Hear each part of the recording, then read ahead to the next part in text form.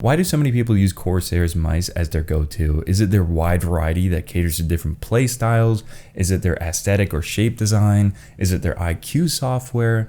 Well, today we're taking a deeper look into their offerings by comparing the latest release of mice, their Nightsword RGB Pro, their Ironclaw Wireless, the Glaive Pro, the M55 Pro, and no, that's really it, just 4 different mice. But that's a pretty decent sample size, so today, let's look into why people love Corsair's mice. Oh look, another VPN app, but I actually like this one. You see, a VPN is a thing that takes your IP address and puts it in other places around the world to not only mask your identity, but get access to videos on Netflix and YouTube that are otherwise blocked in your region. Lets you torrent all the movies that you want anonymously and save you better deals on hotels, flights, and products by giving you local pricing to that product or service you're looking in by not using your actual location. And there is absolutely no network traffic logging. All this awesome stuff at a steep discount of 79% by using the link in the description below. What's up guys, my name is JD from JDTechGear, and if you like this type of content, consider subscribing and checking out the rest of the channel. To answer the question why people love Corsair's mice, let's go into what they're competing against. You have Logitech, SteelSeries, Zowie, Final Mouse, and more. There are plenty of companies that make gaming mice, but aren't distinctively known for it as much as the other brands I already mentioned. Let's look at the range of mice that we have here. We have the M55 RGB Pro, which is $40, the Glaive Pro at $70, and lastly the Ironclaw and Nightsword RGB at $80. This is pretty much the spectrum of mice from Corsair. However, there is the Harpoon at $30 and the Dark Core at $90. Both Logitech and SteelSeries almost double the price of Corsair's flagship at around $150. So every time you're looking at a mouse from Corsair, you know the price cap is significantly lower, at least at the time of making this video. But price is just a number. What exactly are they offering at these different price brackets? Looking at the M55 for 40 bucks, you have an ambidextrous mouse with the same buttons on both sides, snappy Omron switches for both the left and right click buttons, some RGB features, texturized rubber grips on the sides, and a matte black sanded finish on the top with a firm and low profile scroll wheel. Support from IQ with key mapping and RGB effects, but no surface calibration. A PMW3327 sensor, support for palm, claw, and fingertip users, and a massive 86 grams, which is fairly light. It's probably one of the lightest mice from Corsair, and it has a lot of versatility for $40. However, the weight isn't tunable, there's no surface calibration, and the sensor has a similar issue with the rest of the Corsair mice with its massive liftoff distance. It doesn't have to be tunable at this price point, but less liftoff distance would be nice. The M55 looks good, feels good, built well, has some hiccups, but a solid offering from Corsair. Now let's look at the flip side,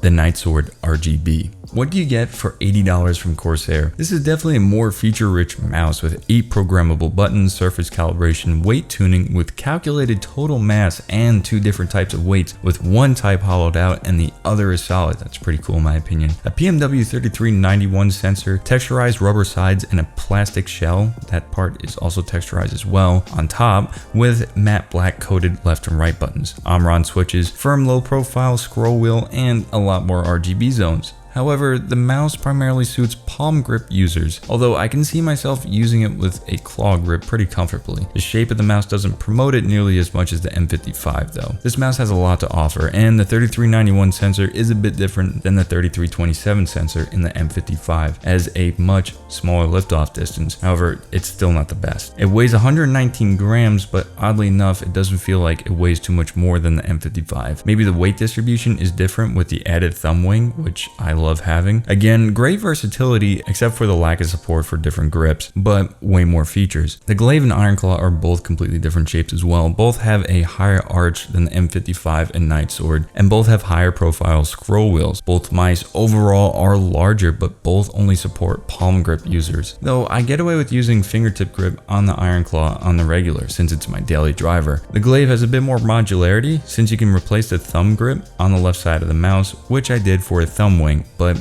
it has no weight tuning. So from the $40 range to the $80 range, there's quite a few differences, and each mouse serves a different purpose. It almost seems as though each price bump is justified in cost with the added on features, at least in my opinion, because the only range is about $40. Another thing people love about Corsair's mice is their aesthetic and feel. In my opinion, I believe their lineup overall is one of the best looking. Their textures differ from mouse to mouse and offer different texture patterns as well that provide a subtle yet aggressive look to them that I believe ages well. The Nightsword has some of the better use of RGB in my opinion, since usually a lot of other mice have their RGB zones covered up by the hand of the user anyways. In terms of textures and surface design, it is one of my favorites. Their mouse shapes are also incredibly comfortable. All of their mice have been really comfortable for me. However, if I had to pick my absolute favorite mouse shapes, I would have to go with the FK series from Zowie. But I can see why a lot of people like the shape and feel of Corsair's mice. Another point to draw is their selection of sensors. All the sensors I've tested with Corsair are accurate and reliable. However, their liftoff distance is mediocre for me. The PMW 3391 isn't too bad for liftoff distance, but the 3327 on the M55 is almost 4 or 5 millimeters from the surface underneath it. This probably has to be my main complaint with their sensor selection, the liftoff distance. Some SteelSeries offerings can have a large liftoff distance as well, but it's customizable within the SteelSeries software, which I love. Which brings me to my next point, the IQ software. For some, the IQ software is great. For others, it's absolutely abysmal. I have a guy at work who has had non-stop issues with it, but from my sample size of 4 different mice, I haven't had any issues so far. I've been able to adjust DPI, some basic key mapping, RGB zones, and do surface calibration without any hiccups. The software is easy to use and understand, and if you don't like the software, all of these mice are plug and play if you don't want to deal with any applications. That even goes for the Ironclaw wireless as well. So it still remains as an option to use the IQ software if it doesn't work out for you. I think what's really going for Corsair's mice that have people come back to them is their appropriately priced offerings, at least with the batch of mice that I have. Their style and comfort is some of my favorite, and they have a decent offering with good build quality at the $40 price mark, which I appreciate. Not everyone watching this video is ready to spend over $50 for a mouse. Their sensors could use some adjusting, and I have seen people complain about that. Not many of their mice are under 110 grams, and the IQ software can be a burden for some. But depending on what your play style is or what preferences you have, these mice can make a great argument to be a worthy consideration among other top dogs. And that's why some people absolutely love Corsair's mice. So do you guys agree with the points that I discussed in the video onto why people love or don't love Corsair's mice, and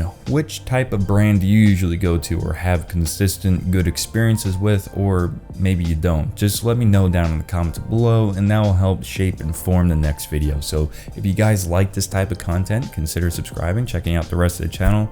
I'll catch you guys in the next one.